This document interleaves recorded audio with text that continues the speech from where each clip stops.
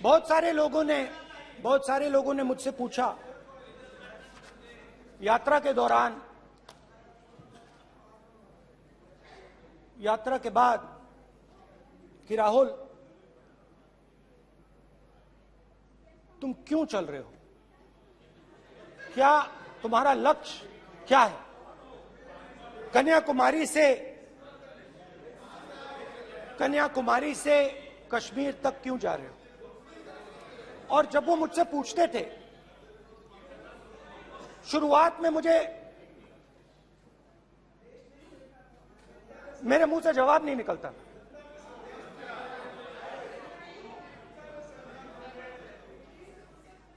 शायद मुझे ही नहीं मालूम था कि मैंने ये यात्रा क्यों शुरू की। जब मैं कन्याकुमारी से शुरू हुआ, मैं सोच रहा था मैं हिंदुस्तान को देखना चाहता हूं, समझना चाहता हूं, लोगों के बीच में जाना चाहता हूं, मगर गहराई से मुझे मालूम नहीं था।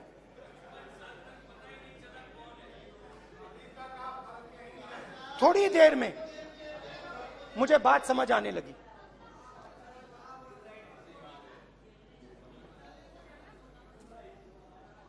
जिस चीज से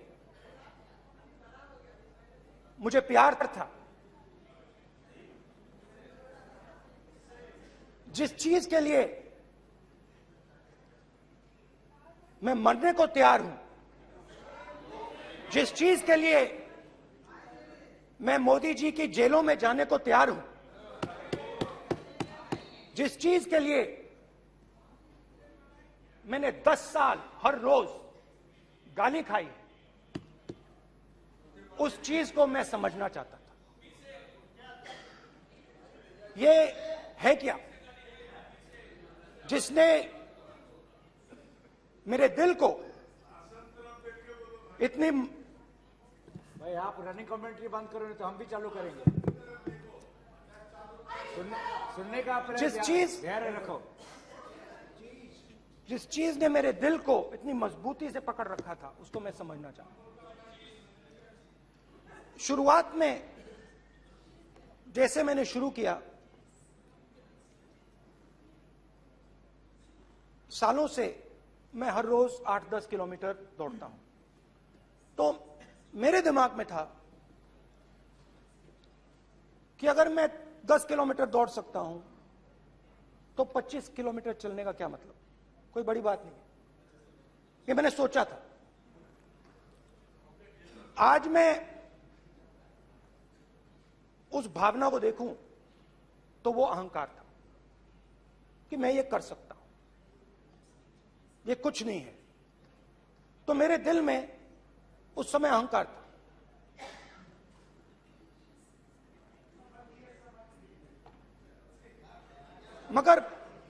मगर भारत अहंकार को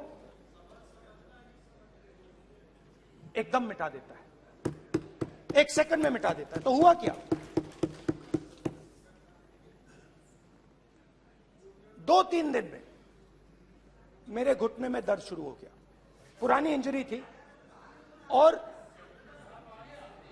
जबरदस्त दर्द। हर रोज मैं उठूं और मेरे घुटने में दर्द, हर कदम में दर्द। तो पहले 2-3 दिनों में जो अहंकार था, जो मतलब भेड़िया जो निकला था, वो चींटी बन गई एकदम। जो हिंदुस्तान को अहंकार से देखने निकला था, वो पूरा का पूरा अहंकार गायब हो गया। और रोज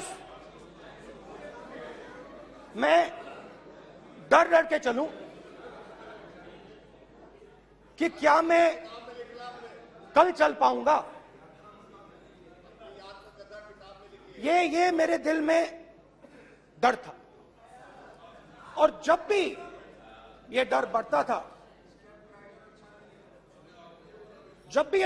था, कहीं ना कहीं से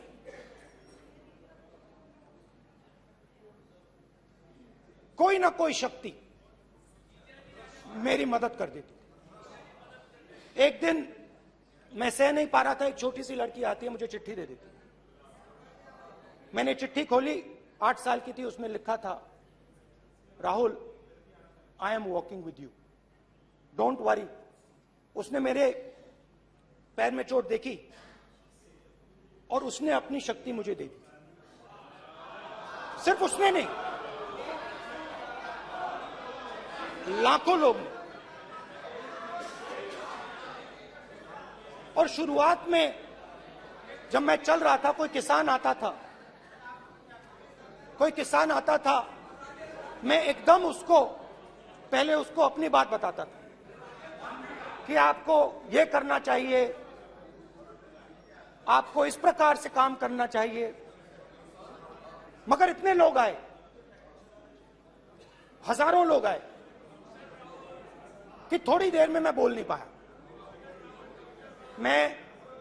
जो मेरे दिल में बोलने का डिजायर था वो बंद हो गया, बोल ही नहीं पाया, क्योंकि इतने लोगों से बोलना था। और एक सन्नाटा सा छा गया, भीड़ की आवाज थी, भारत जोड़ो, भारत जोड़ो, भारत जोड़ो। और जो मेरे से बात करता था उसकी आवाज में सुनता गया।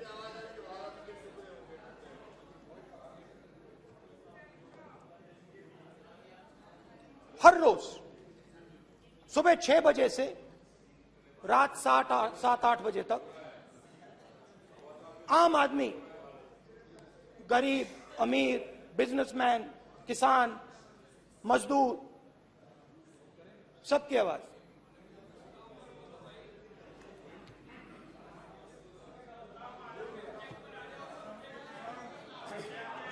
आ रहा हूं। आप कल से रुके, अब थोड़ा और रुक लो, 5-10 मिनट रुक जाओ। तो ये चलता गया, मैं बात सुनता गया। और फिर मेरे पास एक किसान आया, और किसान ने हाथ में रुई पकड़ी हुई थी, और उसने मुझे कहा, अध्यक्ष महोदय, उसने मुझे कहा, मेरी आंख में देखकर उसने मुझे अपना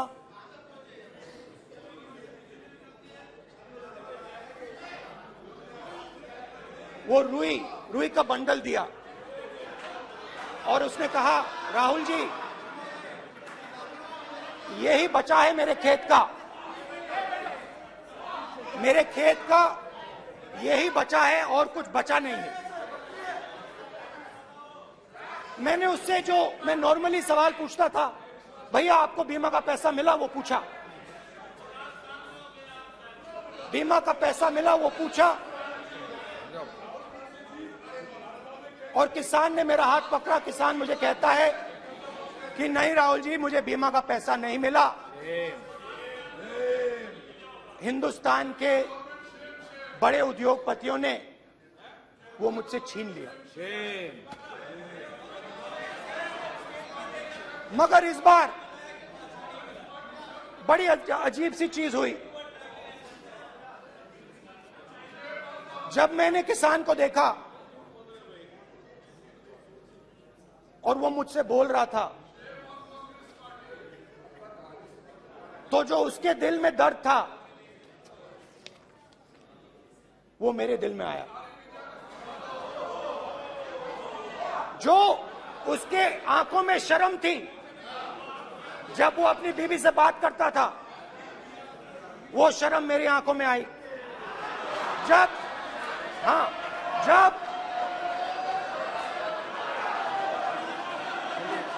जब उसकी जो भूख थी वो मुझे समझ आई।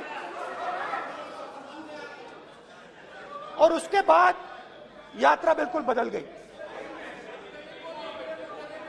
मुझे भीड़ की आवाज नहीं सुनाई देती थी, मुझे सिर्फ उस व्यक्ति की आवाज सुनाई देती थी जो मेरे साथ बात कर रहा था। उसका दर्द, उसकी चोट, उसका दुख, मेरा दुख, मेरी चोट, मेरा दर्द बन गया। समझने की कोशिश करो।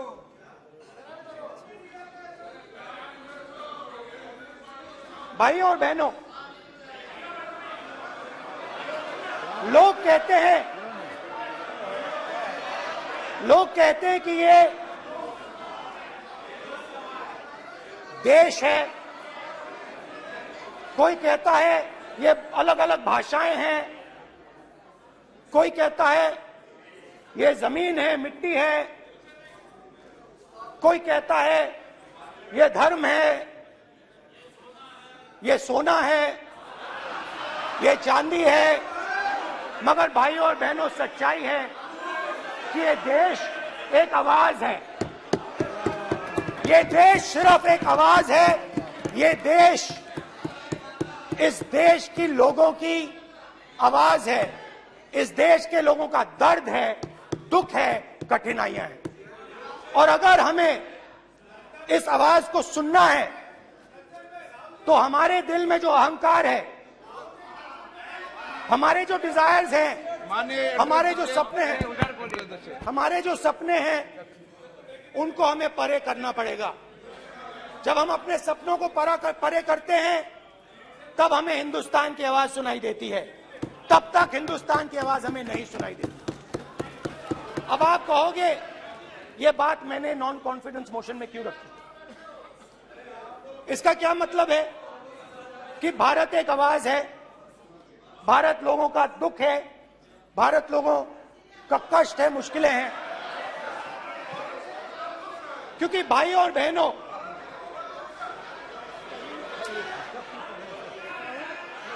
अध्यक्ष महोदय, अब पूरा सूद समय जवाब तुमको मिलेगा। फिर पूरा सूद समय जवाब देंगे सर।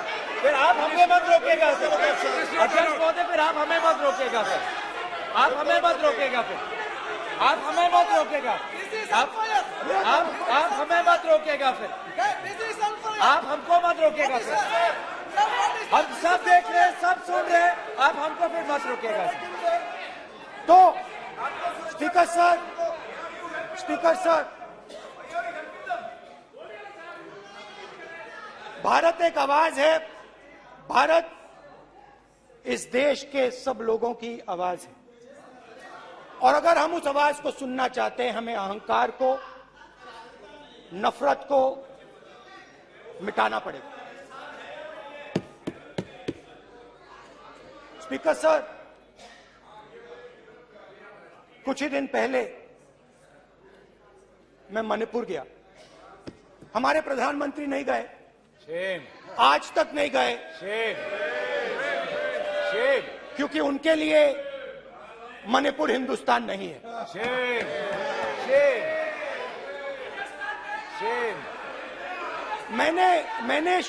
मैंने मणिपुर शब्द प्रयोग किया,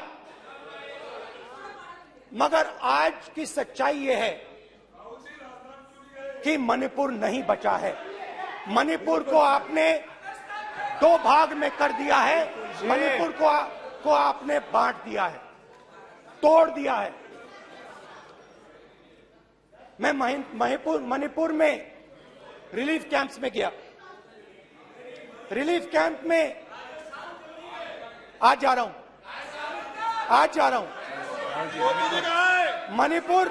मणिपुर में रिलीफ कैंप में मैंने महिलाओं से बात की। ठीक है sir, You tolerate insults. Sir, don't allow this. Sit down. Why you are this podium? कल देखेंगे। बात नहीं करेंगे सर। प्रधानमंत्री की बात नहीं करेंगे सर ऐसे।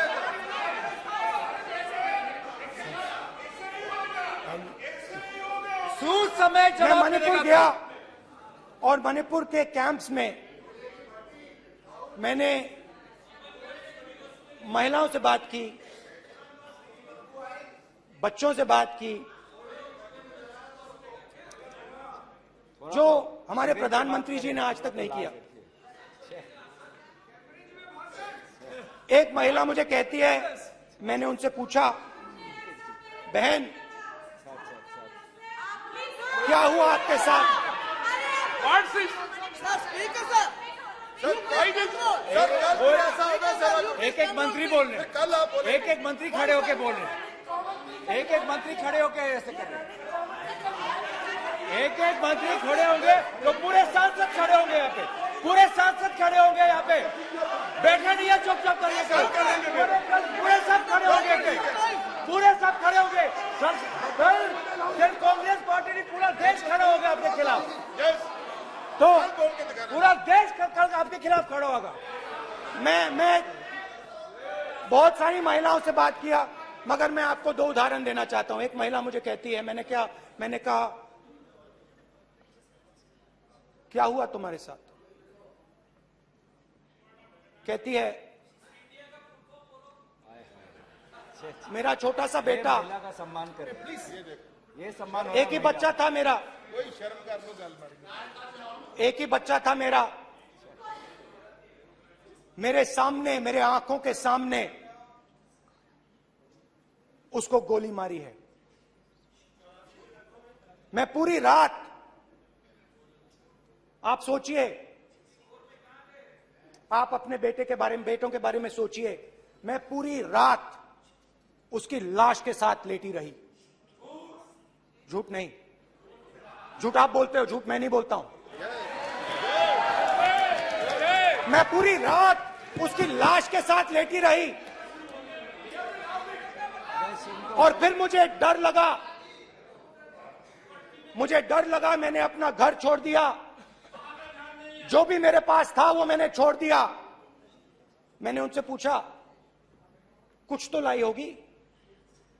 कहती है, नहीं, सिर्फ मेरे जो कपड़े हैं ये मेरे पास हैं। और फिर इधर उधर ढूंढती है और एक फोटो निकालती है और मुझे कहती है, यही मेरे पास अब बची है।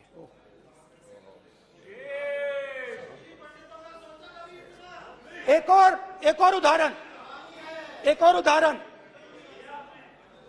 दूसरे कैंप में मैं, एक महिला मेरे सामने आती है, मैं उससे पूछता हूं, तुम्हारे साथ क्या हुआ?